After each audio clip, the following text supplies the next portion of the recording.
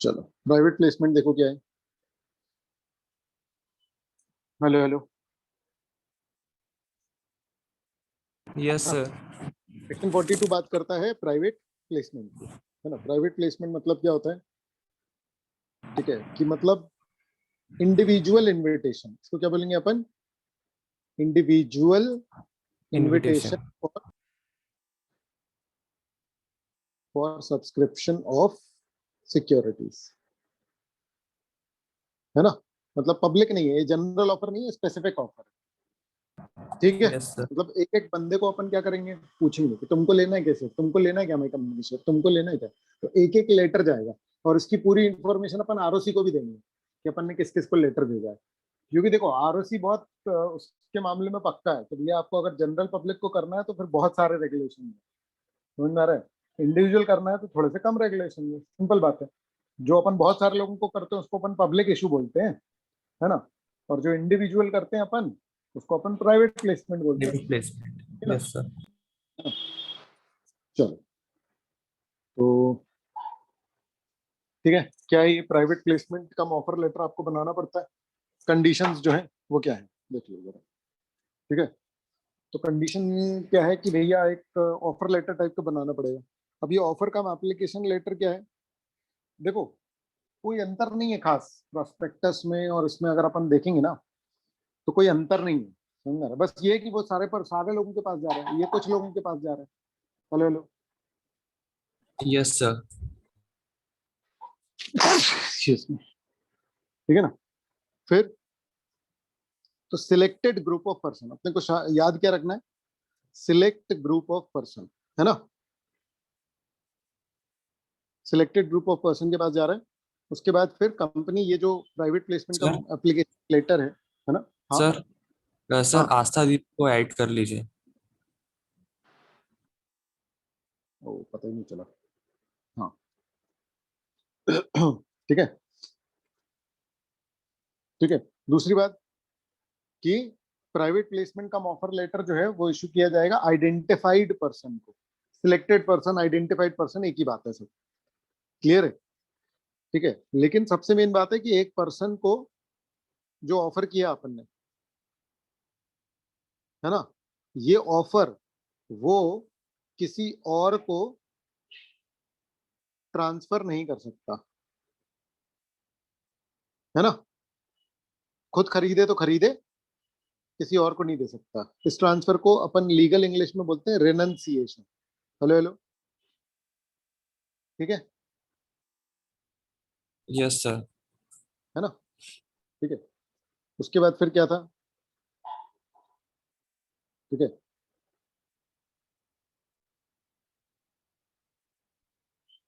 तो private placement shall not be made during a financial year to more than 200%, है ना। ये अपन ने कहा था कि भाई 50 और सच में भी प्रिस्क्राइब प्रिस्क्राइब 200 है तो मतलब 50 का कोई रेलेवेंस ही नहीं है ना। तो 200 लोगों से ज्यादा को मत कर, है ना। इंडिविजुअल ऑफर कर रहे हो तो मैक्सिमम 200 लोगों को करना, ठीक है बेटा, हाँ सर।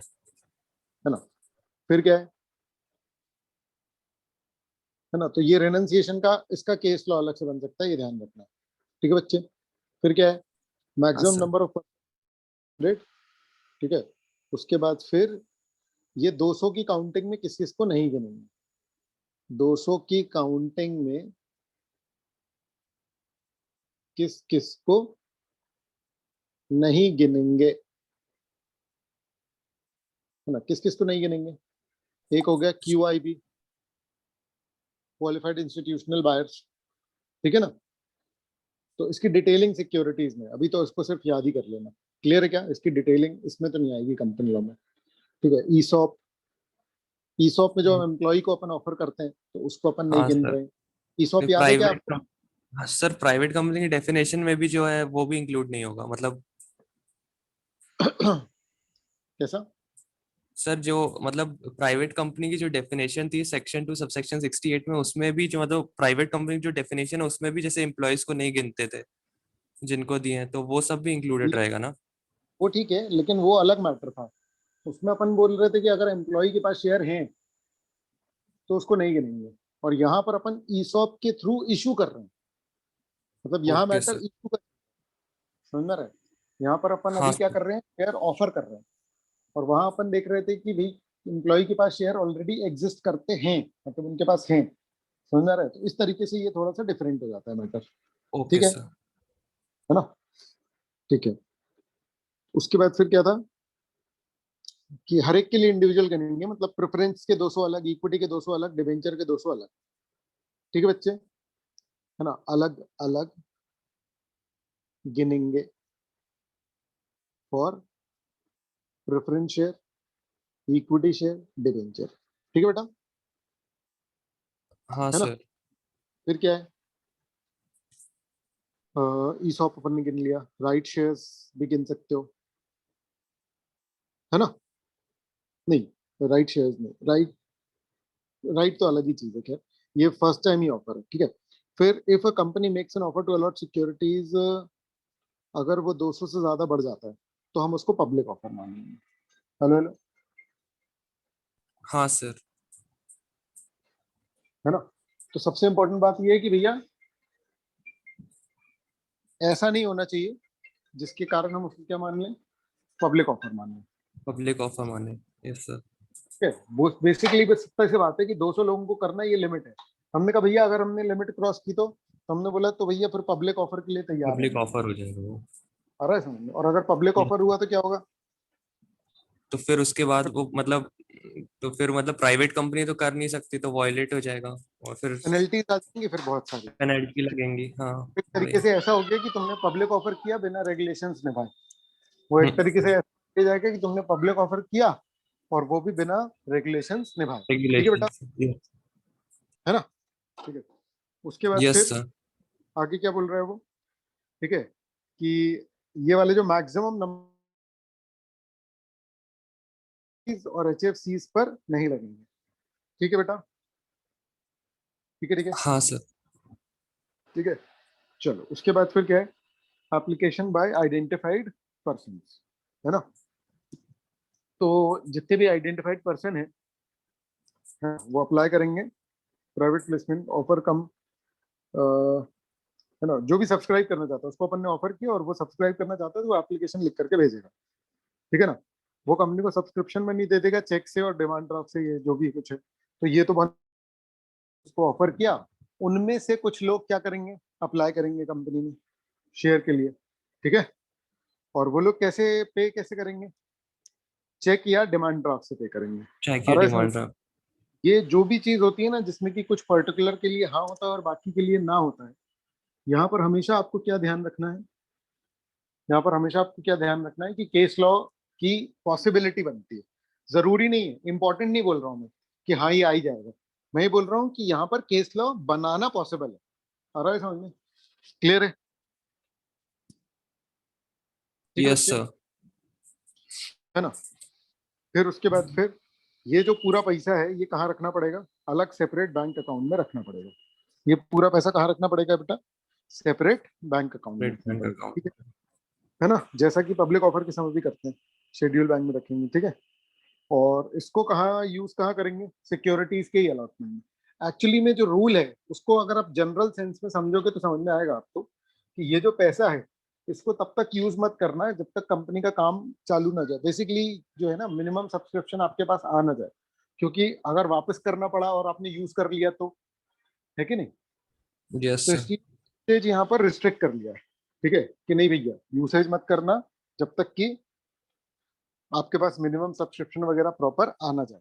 इसलिए बोला कि इसको कहाँ यूज कर सकते हो, तो हमने बोला कि भैया अलॉटमेंट में एडजस्ट कर लेना। तो जैसे एक्सेस मनी आता तो अपन अलॉटमेंट में एडजस्ट कर लेते हैं, है ना? और रीपे करने के लिए यूज करना, मतलब अपने बिजनेस में यूज मत करना, ये वाला में इम्पोर्टेंट है। क्लियर है? यस ठीक सर। है ना? अच्छा, 60 दिन कि अपन कंपनी को बोल रहे हैं मिनिमम सब्सक्रिप्शन लाओ, तो कंपनी तो वेट ही करती रहेगी कि हाँ भैया और पैसे आ रहे हैं, आ रहे हैं, आ रहे हैं। वो तो जब तक वेट करेगी जब तक 90% नहीं होता, तो उसको टाइम 90%। जरूरत जरूरी है कि देखो 60 दिन के अंदर अंदर तुमको 60 दिन का टाइम दे रहे हैं, आ रहा है समझ ऑफर से, और 60 दिन के अंदर अंदर क्या करना, अलॉट कर देना भाई। आ रहा है समझ में? ठीक है ना? यानी जिस दिन तुमको एप्लीकेशन मिली, हेलो गाइस, देखो यस सर। उस दिन से 60 दिन के अंदर अंदर क्या कर देना, है ना? ऑफर से नहीं है ये, है ना? मतलब लीगली तो है, लेकिन वो प्रोस्पेक्टस से नहीं है। मतलब जिस दिन उसने कंपनी ने भेजा था कि हाँ भाई शेयर में इन्वेस्ट कर दो, वहां से टाइम काउंट नहीं कर रहे हैं। कहाँ से टाइम काउंट कर रहे हैं? जब बंदे ने बोला कि हमको शेयर दे दो, वहां से काउंट कर रहे हैं। समझ में आ रहा है क्या? Yes sir. ठीक है। उसके बाद फिर अगर 60 दिन में नहीं तुमने अलॉटमेंट, तो अगले 15 दिन के अंदर अंदर वापस कर देना पैसे। आ रहा है समझ में? और अगर मान लो 15 दिन में वापस नहीं किया, ठीक है ना, तो 12% से इंटरेस्ट लग जाएगा। ठीक है? Yes sir. है ना? ठीक है। फिर नो फ्रेश ऑफर और पेंडिंग द अर्लियर ऑफर। मतलब जब तक कि आपका एक ऑफर पूरा कंप्लीट नहीं हो जाता या कैंसिल वैंसिल नहीं हो जाता, तब तक नया ऑफर मत लेकर के आना। मैंने ऑफर नहीं समझ में? ला सकते। Yes. Allotment have been completed, मतलब जब तक अलॉटमेंट कंप्लीट ना हो जाए तब तक नया ऑफर मत लेकर के आना। या तो फिर वो पूरा का पूरा जो तुमने इशू लेकर के आए थे वो पूरा का पूरा अबंडन कर दिया है, उसके बाद ही नया वाला ऑफर लेकर के आ सकते हो। ऐसे नहीं कि एक ओपन है फिर उसी समय दूसरा ऑफर भी तुमने ओपन कर लिया। ठीक है बच्चे? यस है सर। ना? ठीक है। हाँ, एक सर से ज्यादा इशू ले। एक बोलो बोलो। सर एक्चुअली बोलो। मैं ये पूछा, जैसे सर प्राइवेट प्लेसमेंट है, तो प्राइवेट प्लेसमेंट में जैसे कुछ लोगों को ही मतलब 200 पीपल के अंडर उन लोगों को मतलब अपन अप्रोच करते हैं, तो सर लिमिट 90% वाली रहती है क्या? अगर ऑप्शन 90% होता है तो, या फिर प्राइवेट कंपनी में कोई ऐसी मतलब लिमिट नहीं है? देखो, पब्लिक ऑफर में है वो 90 डेज की जो लिमिट है, समझ में आ रहा है? ठीक है ना? जनरल, और उसकी ना मल्टीपल लिमिट्स हैं एक्चुअली। ठीक है। मतलब मिनिमम सब्सक्रिप्शन जो है वो पब्लिक प्राइवेट में तो मतलब वो खुद से रख सकते हैं। हेलो, आवाज आ रही है ना? ओके। हाँ सर आ रही है। हाँ, तो इसका जो मिक्स बनता है वो सेबी के साथ अगर जब अपन देखते हैं ना पब्लिक ऑफर का, तब बनता है। ठीक है। बाकी जेनरिक ये है कि प्राइवेट कंपनी अपना खुद का मिनिमम सब्सक्रिप्शन तय कर सकती है। समझ में आ रहा है? ठीक है। प्राइवेट के यस लिए सर। ऐसा कुछ, पब्लिक में गवर्नमेंट ज्यादा स्ट्रिक्ट हो जाती है। ठीक है हाँ बच्चे? सर। हाँ सर। Okay sir. ये कंपनी का जनरली यहाँ पर मिलेगा नहीं तुमको। ठीक है। Yes sir. However, a company may make more than one issue of such classified class of identified person as may be prescribed subject to the condition। ठीक है। मतलब एक से ज्यादा इशू लेकर के आ जाओ, लेकिन 200 से ज्यादा लोगों को तुम वो नहीं करोगे, ऑफर नहीं अप्रोच करोगे। नहीं। Yes sir. ठीक है ना? सिंपल बात है। यस फिर क्या सर। बोल रहा है? पब्लिक एडवर्टाइजमेंट तो नहीं ही करोगे, क्योंकि बहुत ऑब्वियस है। ठीक है, कि पब्लिक एडवर्टाइजमिंट काय के लिए होता है? पब्लिक ऑफर के लिए। भाई जब तुम एक एक बंदे को इंडिविजुअल ऑफर कर रहे हो तो पब्लिक एडवर्टाइजमेंट क्यों कर रहे हो? क्या हुआ ना कि लोगों ने बहुत ज्यादा इसका मिसयूज करने की कोशिश की। ठीक है। यस है ना? सर। दिखाया उन लोगों ने क्या, कि देखो हम प्राइवेट प्लेसमेंट कर रहे हैं, लेकिन एक्चुअल में क्या कर दिया? Public offer. तो पब्लिक ऑफर। ये सब क्लॉज डालने पड़ेगी भैया, ये भी नहीं कर पाओगे, वो भी नहीं कर पाओगे। ठीक है बच्चे? Yes sir. ठीक है ना? फिर क्या है? तो company shall not release any public advertisement. ठीक है। कंपनी कोई media marketing distribution channel agent कुछ यूज नहीं करेगी। आ रहा है समझ में? क्योंकि फिर वो पब्लिक एट लार्ज के पास चला जाएगा। Yes sir. फिर है filing of return of allotment. तो जब ये सब आप कर दोगे पूरा, आपने अलॉट वलॉट कर दिए, तब आप क्या करोगे? रिटर्न फाइल करोगे। Hello hello. है ना? ठीक है। ROC yes. के पास रिटर्न यानी कि इंफॉर्मेशन। ठीक है। रिटर्न यानी कि इंफॉर्मेशन। ठीक है। इन्फॉर्मेशन। 15 डे से within 15 days from the date of allotment. ठीक है। रिटर्न में क्या क्या होगा? किसको अलॉट किए, एड्रेस, कितनी सिक्योरिटी एक एक बंदे को अपन ने अलॉट करी, वो क्लियर है। और कोई भी अगर रिलेवेंट इन्फॉर्मेशन है तो वो। ठीक है ना? अगर कंपनी ने डिफॉल्ट किया, रिटर्न फाइलिंग में डिफॉल्ट किया, समझना, within the aforesaid period of 15 days, the company, its promoters and director, हर एक को 1,000 पर डे की लाइबिलिटी लगेगी, मैक्सिमम 25 लाख। आ रहा है समझ 25 में? लाख। Penalty yes sir. सारी लेना। आ रहा है समझ में? ठीक है ना? वैसे अलग से मिल भी जाती है नेट पे, लेकिन उसमें सबसे बड़ा चक्कर ये होता है कि वो अपडेटेड होना चाहिए। Hello hello. यस ठीक सर। है ना? तो ये आप ध्यान रखना।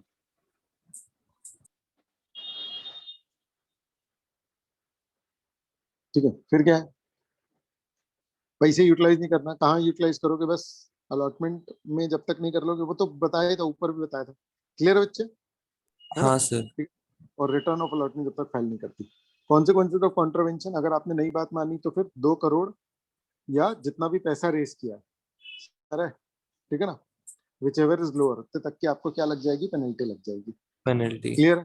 उसके अलावा पूरा पैसा वापस पड़ेगा 30 दिन के अंदर अंदर, समझ में आ रहा है, ठीक है। और नहीं किया तो 12% से इंटरेस्ट भी लगेगा, इंटरेस्ट। अलग, ठीक है यस सर। है ना।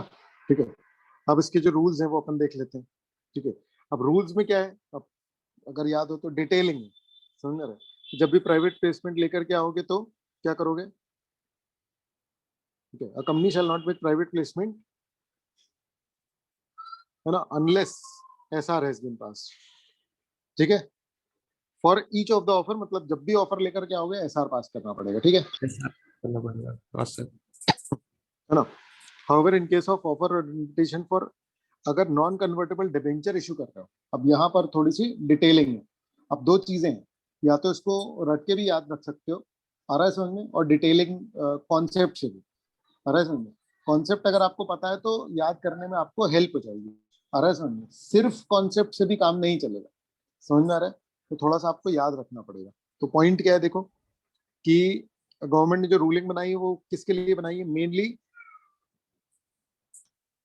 कि आप जो इक्विटी शेयर वगैरह इशू कर रहे हो, है ये डिबेंचर के लिए, समझ रहा है, ठीक है। अब जो कन्वर्ट हो जाएंगे, कन्वर्टेबल जो ले रहा है, जो भी कन्वर्टेबल ले रहा है, उसको तो पता है कि ये डिबेंचर बाद में किस में कन्वर्ट हो जाएंगे बेटा, इक्विटी में। इक्विटी, है ना। तो जो कन्वर्टेबल ले रहा है उसका उसका थिंकिंग प्रोसेस अलग है ना, लेकिन जो नॉन कन्वर्टेबल ले रहा है डिबेंचर्स, आ रहा है समझ में, यस सर। ठीक। तो ये लोन लेने की तरह है। नॉन कन्वर्टेबल का मतलब ये होता है कि आप लोन ले रहे हो और आप कैश वापस कर दोगे, ठीक है। कन्वर्टेबल लेने का मतलब है कि आप अभी डिबेंचर के रूप में दे रहे हो, लेकिन बाद में आप क्या कर दोगे, इसी को शेयर बना दोगे, ठीक है। अब ये पूरा लॉजिक आपको कनेक्ट करना पड़ेगा, मेरी बात ध्यान से समझ लो। हम पढ़ क्या रहे हैं, हम बेसिकली इशू पढ़ रहे हैं, और हम यहाँ पर बेसिकली इक्विटी की बात कर रहे हैं, समझ गए ये बात, यस सर। ये बात है ना। अब जब हम इसकी बात कर रहे हैं, ठीक है ना, इक्विटी की, तो मतलब डिबेंचर इशू करने में उतने रिस्ट्रिक्शन नहीं रहेंगे, डिबेंचर इशू करने में लेस रिस्ट्रिक्शन है, ये समझ में आ रहा है। इक्विटी इशू करने में मोर रिस्ट्रिक्शन है। Yes sir. हम्म। तो अगर ये लॉजिक से चले अपन, तो कन्वर्टेबल पे ज्यादा रूल्स रहेंगे या नॉन कन्वर्टेबल पे, सर सर कन्वर्टेबल पे मेरे। कन्वर्टेबल पे क्यों, क्योंकि कन्वर्टेबल क्या बन जाने वाला है, इक्विटी इक्विटी, में हो इक्विटी, जाएगा वो कन्वर्ट। है ना। तो हमने कन्वर्टेबल यानी इक्विटी इशू और कन्वर्टेबल वाले इशू में बोला जब भी इशू लेकर के आओगे एसआर पास करना, लेकिन नॉन कन्वर्टेबल डिबेंचर्स जब इशू कर रहे हो तो हमने क्या बोला, 1 साल के लिए एक रेजोल्यूशन चल जाएगा। इसका क्या मतलब निकला, कि आपने एक बार रेजोल्यूशन किया और डिबेंचर का इशू आप मल्टीपल टाइम्स लेकर के आ गए, लेकिन वो नॉन कन्वर्टेबल वाले वाले होने चाहिए, तो चल जाएगा, ठीक यस सर। मतलब सर है ना। वो इसीलिए क्योंकि वो एक तरीके से डेट हुआ कंपनी को, तो वो तो चुका ही देगा, लेकिन इक्विटी में ज्यादा मतलब रिस्क डेट होता में है। आपका claim बनता है, डेट में आपका क्लेम बनता है, कंपनी के एसेट क्लेम बिकवा लो, बनता है। हाँ। Okay equity sir. में तो, है ना।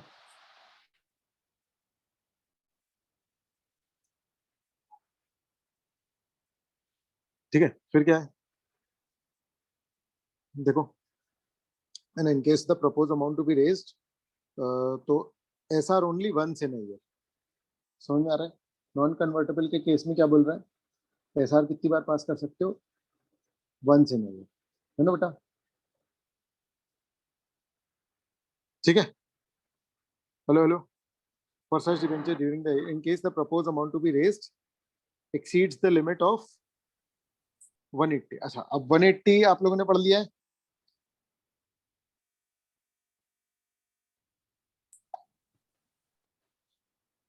याद नहीं है, हेलो हेलो, याद है कि नहीं है? हेलो बच्चे, ठीक है, इसको है ना, इसको आगे ठीक है। तो कंपनी ने बोर्ड रेजोल्यूशन पास कर लिया। ये देखो, ये जो बी वाला पॉइंट है ना, आपको नोटिस करना है। ये देखो, इस चीज को देखो जरा, बी वाले पॉइंट के 1 और 2 है, आ रहा है समझ में? तो जब नॉन कन्वर्टेबल कर रहे हो तब ये 1 और 2 लग रहा है, समझ में आ रहा है? क्लियर है? सी वाला पॉइंट डिफरेंट है, ठीक है। सी वाला पॉइंट देखो, कंपनी प्राइवेट प्लेसमेंट इशू कम एप्लीकेशन लेटर कब इशू करेगी? ओनली आफ्टर रेलेवेंट एसआर या बोर्ड रेजोल्यूशन आपने कहां पर फाइल कर दिया है? रजिस्ट्रार के पास। यानी अब एक बार पहले शुरू से अपन देख लेते हैं, समझ में रहा है? पॉइंट क्या था कि भाई प्राइवेट प्लेसमेंट लेकर के आ रहे हैं, प्राइवेट प्लेसमेंट से इशू लेकर के आ रहे हैं, इशू ऑफ सिक्योरिटीज, है ना? सिक्योरिटीज में सब कवर हो जाता है। क्लियर है? तो क्या करना पड़ेगा? हमने बोला एसआर पास एसआर करना पास पड़ेगा, करना पड़ेगा।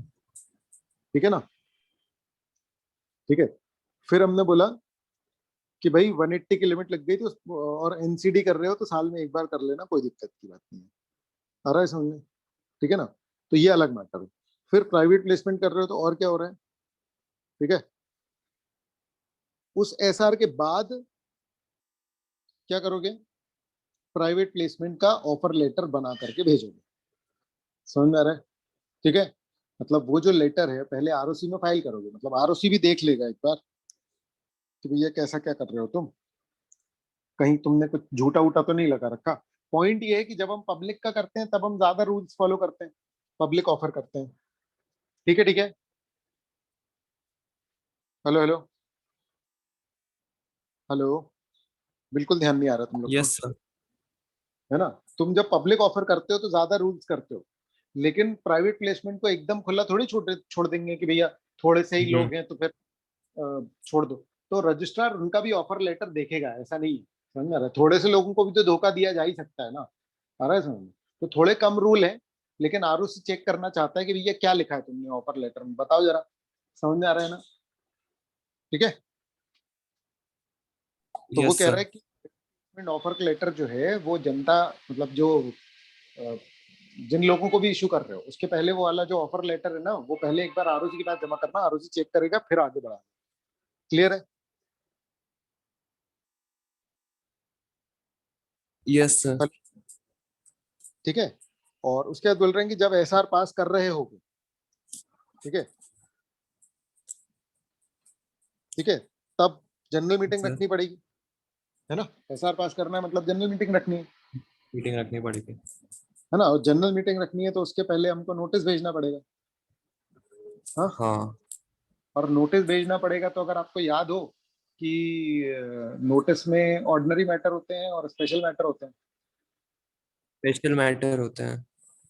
है ना? और अगर स्पेशल मैटर होते हैं तो हाँ उसके लिए हमको नोटिस में एक्सप्लेनेटरी स्टेटमेंट देना पड़ता है। अब बताओ ये पूरी सीक्वेंस याद आई कि नहीं आई, सर याद आ रहा है। है ना? तो वो हम्म। एक्सप्लेनेटरी स्टेटमेंट जो आएगा उसमें क्या क्या लिखोगे इस केस में, वो लिखा हुआ है यहाँ पर, सोच लो एक बार, ठीक है? हाँ सर। है ना? तो एक्सप्लेनेटरी स्टेटमेंट की सिचुएशन तुम्हें याद आनी चाहिए, इससे पूरा लॉजिक क्लियर हो जाएगा। क्योंकि पॉइंट्स तो बहुत सिंपल है कि भैया किस दिन बोर्ड रेजोल्यूशन पास हुआ, ठीक है ना? और कौन से कौन सी सिक्योरिटीज कर, सिक्योरिटी है, ये पॉइंट कितना है कि अमाउंट है। शेयर हाँ। पे अप्रूवल लेने के पहले अपन शेयर होल्डर को बुला रहे हैं, भैया आओ मीटिंग में, अपन हम लोग ना प्राइवेट प्लेसमेंट इशू कर रहे हैं।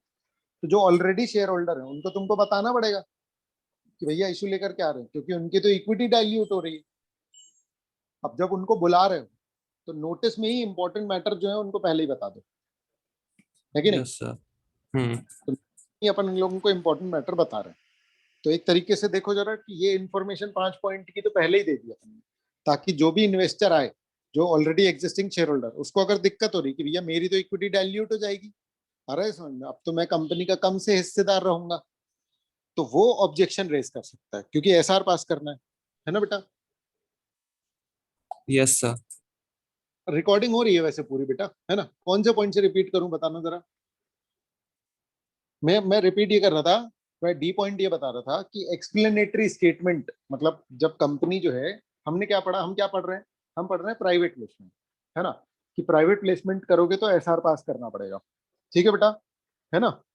और एसआर पास करना पड़ेगा तो मीटिंग रखनी पड़ेगी, मीटिंग रखनी पड़ेगी तो नोटिस भेजना पड़ेगा। और मीटिंग में दो टाइप के मैटर होते हैं, ऑर्डिनरी मैटर जो कि 4 थे आपको याद हो तो, बाकी सारे क्या थे, स्पेशल मैटर। और जितने भी स्पेशल मैटर थे सबके लिए क्या लगता था फिर, एक्सप्लेनेटरी स्टेटमेंट।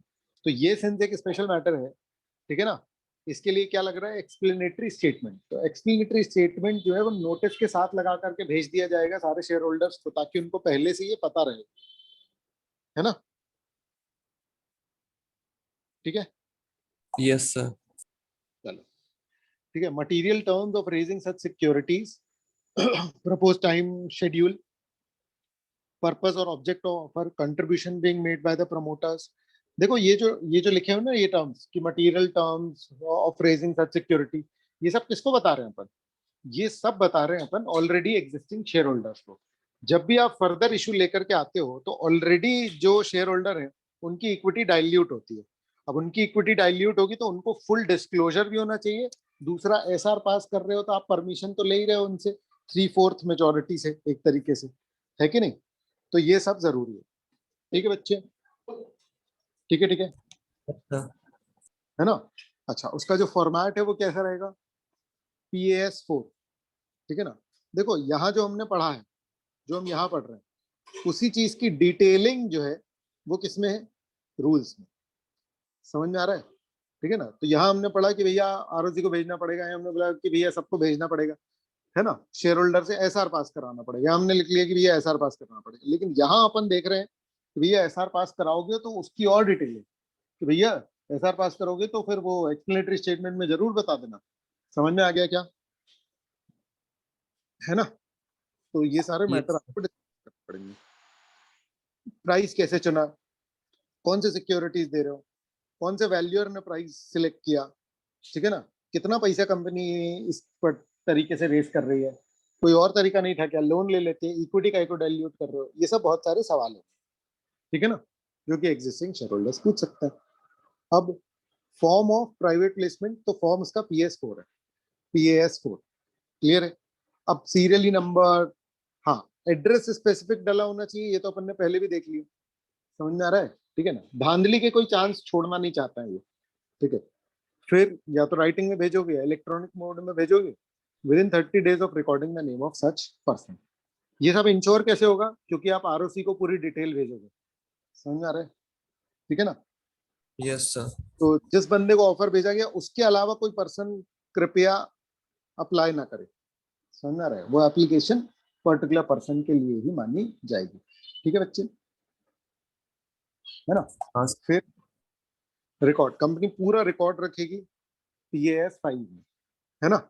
ये फॉर्म नंबर सिर्फ इंप्रेशन के लिए है, ठीक है बच्चे, कि किस किस को तुमने भेजा और किस किस का कैसा क्या हुआ, ठीक है। हेलो बच्चे, हाँ सर। है ना। फिर क्या है, बैंक अकाउंट एप्लीकेंट का ही होना चाहिए। अपन ने मंगाए थे ना, चेक से पैसे मंगाए थे, तो चेक से तो आ रहा है वो तो ठीक है, लेकिन बैंक अकाउंट किसका होना चाहिए, बैंक अकाउंट किसका होना चाहिए, उसी बंदे का जिसको अपन ने ऑफर किया है, ठीक दिया है है। बच्चे, ठीक है। फिर क्या है, रिटर्न ऑफ अलॉटमेंट, तो रिटर्न किसके पास फाइल करनी पड़ती है, आरओसी के पास। उसका फॉर्मेट क्या है, PAS3, समझ रहे। तो अपन क्या क्या बताएंगे, जितने लोगों को अपन ने ऑफर भेजा सबका नाम, ईमेल आईडी, पैन सब बताएंगे, कौन सी टाइप की सिक्योरिटीज ऑफर कर रहे हैं, किस दिन अलॉटमेंट किया, कितनी सिक्योरिटीज अलॉट की, उसकी नॉमिनल वैल्यू क्या थी, कितना पैसा आया, ये सब अपन किसको बता रहे हैं, आरओसी को। किस फॉर्म में, PAS3 में। देख लो एक बार, कोई दिक्कत तो नहीं है।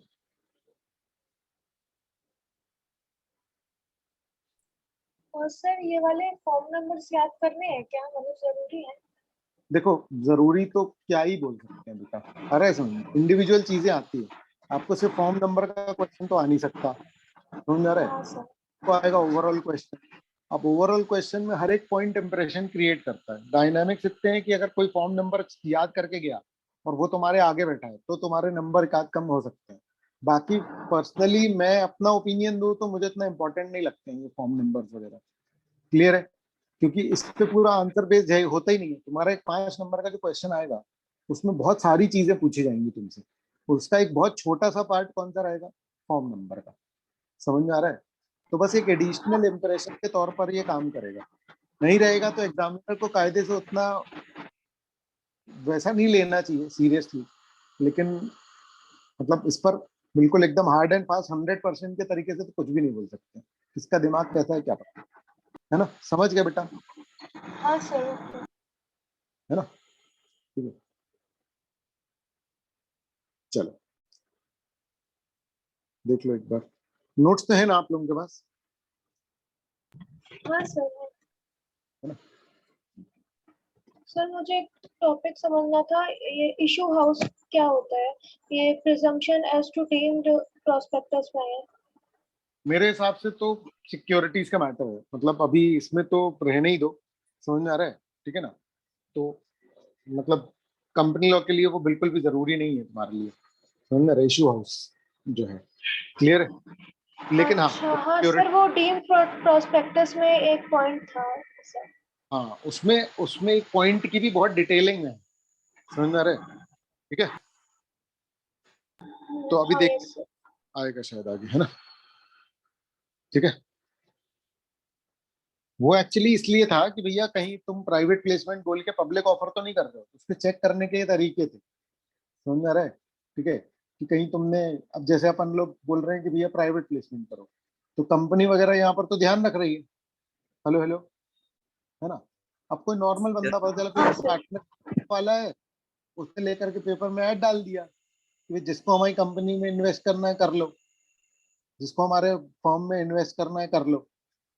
तो अब मान लो लोग इन्वेस्ट करने लग गए, तो समझ में आ रहा है?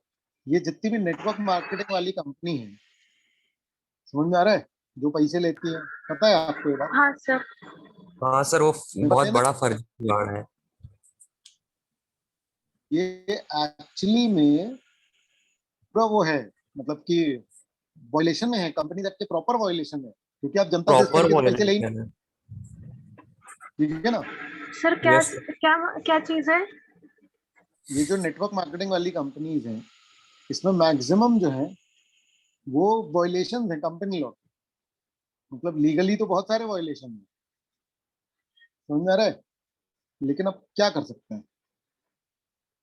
समझ में आ रहा है? कोई कोई अगर कंप्लेन करता है तो वो कंपनी फिर घोषित हो जाती है, जो लोग रहते हैं वो शुरू शुरू वाले सारे कमा लेते हैं, एंड एंड में जो इन्वेस्ट करते हैं सब रह जाते यस सर। हैं। कंपनी लॉ में वो एक्चुअली क्लियर वायलेशन है कि आप जनता से ऐसे पैसे मांग नहीं सकते। खैर मैं पॉइंट डीम प्रोस्पेक्टस का इसलिए बता रहा था कि कोई पार्टनरशिप फर्म ने अगर पब्लिक ऑफर कर दिया, तो तुम ये बोल रहे हो कि कंपनी पब्लिक ऑफर तब करेगी या ऐसे करेगी, अब पता चला किसी प्राइवेट किसी फर्म ने कर दिया, तो वो कंपनी एक्ट का वायलेशन है, और कौन से सेक्शन का, डीम प्रोस्पेक्टस में फिर वो दिया हुआ है। हम डीम प्रोस्पेक्टस मान लेंगे, और डीम प्रोस्पेक्टस मानेंगे तो सारी पेनल्टीज लगाएंगे। भाई कोई बंदे ने पब्लिक ऑफर किया, अपन उसको बोल रहे हैं कि भैया तुमने गलत किया, तो जब भी किसी को गलत बोलोगे तो कानून में कोई प्रोविजन चाहिए ना उसके लिए, तो वो प्रोविजन है डीम प्रोस्पेक्टस की पेनल्टी, समझ लो। अच्छा हाँ ओके सर। ठीक है, वो वैसे मूव होता है। ठीक है, फिर क्या है? Irregular allotment. इरेगुलर मतलब कि अलॉटमेंट तुमने लीगल तरीके से, इसको ना ड्यूली, ड्यूली एक वर्ड यूज होता है। हेलो हेलो, है ना? हाँ सर। जब भी यस। ड्यूली वर्ड आ रहा है, इसका मतलब कि प्रॉपर तरीके से किया है, प्रॉपर तरीका। समझ में आ रहा है? लीगल तरीका। याद रखना बेटा, लीगल का हर बार उल्टा इलीगल नहीं होता। समझ में आ रहा है? ठीक है ना? लीगल का कोई प्रोसीजर तुमने नहीं निभाया तो वो इलीगल नहीं हो गया, लेकिन वो मतलब क्या कहते हैं उसको, डेफिशिएंसी हो गई, मतलब जो भी बोल लो, कॉन्ट्रावेंशन हो गया मतलब। ठीक है, कि तुमने कानून निभाया नहीं, गलत कर दिया ऐसा नहीं बोल रहे हैं तुमने, लेकिन कानून निभाया नहीं। समझ में आ रहा है ना डिफरेंस तुमको, कि हर जो चीज जो लीगल नहीं हाँ सर। है इलीगल मत बोलने लगना। ठीक है, कंपनी लॉ में तो बहुत ही यस विशेष सर। रूप से आपको। ठीक है, चलो फिर आगे देखो। तो ये सब पेनल्टीज लिखी हुई हैं, पब्लिक ऑफर किया बिना प्रोस्पेक्टस इशू किए, तो ये वही वाली पेनल्टी जो अभी मैंने तुम्हारे सामने बताई। ठीक है, कि प्रोस्पेक्टस इशू किए बिना, तो पनिशमेंट 23 में नहीं है, कंपनी और हर ऑफिसर को जनरल डिफॉल्ट लग जाएगा 10,000। भैया इसमें पेनल्टी क्यों नहीं है? क्योंकि बेटा ये सारा मैटर किसका है? सेबी में इसकी बहुत सारी पेनल्टीज है। आ रहा है समझ में कि सेबी ये हैंडल कर लेता है। ठीक है बच्चे? हाँ सर। सर ठीक है, तो बाकी कंपनीज एक्ट में जनरल पेनल्टी 10,000 की है कि कुछ भी गलत किया, लेकिन उसके लिए कोई स्पेसिफिक पेनल्टी नहीं है। अब जैसे अपन लोग कंपनीज एक्ट में बहुत सारी चीजें बोलते हैं कि भैया ये तुमने किया, ये गलत कर दिया। अब बहुत सारे सेक्शंस में तो इंडिविजुअल पेनल्टी की, ये गलत किया तो ऐसा, ये गलत किया तो ये, समझ रहा है? लेकिन जिसमें भी नहीं है उसके लिए एक जनरल सेक्शन लग जाता है जिसमें 10,000 की पेनल्टी है। सेक्शन 450 जो है वो हैंडल करता है जनरल पेनल्टीज को। ठीक है बेटा? है ना? Yes sir. है ना? फिर कंपनी को मिनिमम फाइन 50,000 और मैक्सिमम फाइन कितना लगेगा बेटा? 3 लाख का। ठीक है बच्चे? Yes sir. है ना? और हर पर्सन जो कि नोइंगली पार्टी है इस इशू का, ठीक है, तो क्या होगा? मैक्सिमम इम्प्रिजनमेंट 3 साल का, मिनिमम फाइन 50,000 से लेकर के 3 लाख का, या दोनों के लिए। ठीक है बच्चे? हाँ सर। है ना? तो ये तीनों के लिए, मतलब ये है, ये है, ये है। समझ में आ रहा है कि प्रोस्पेक्टस मिसलीडिंग है, मतलब झूठ झूठ बोल दिया तुमने। समझ रहे हो ना ये पेनल्टी? ठीक है? और the prospectus issue to the public without first delivering it to the registrar a copy of prospectus. तो ये देख लो एक बार कि क्या काम की क्या पेनल्टी है। आ रहा है समझ? क्या क्या डिफॉल्ट है तो क्या क्या पेनल्टी होगी।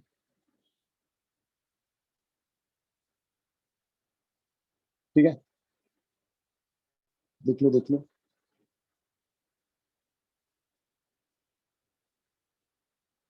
मीटिंग ओवर होने वाली है, ठीक है? रिज्वाइन कर लेंगे।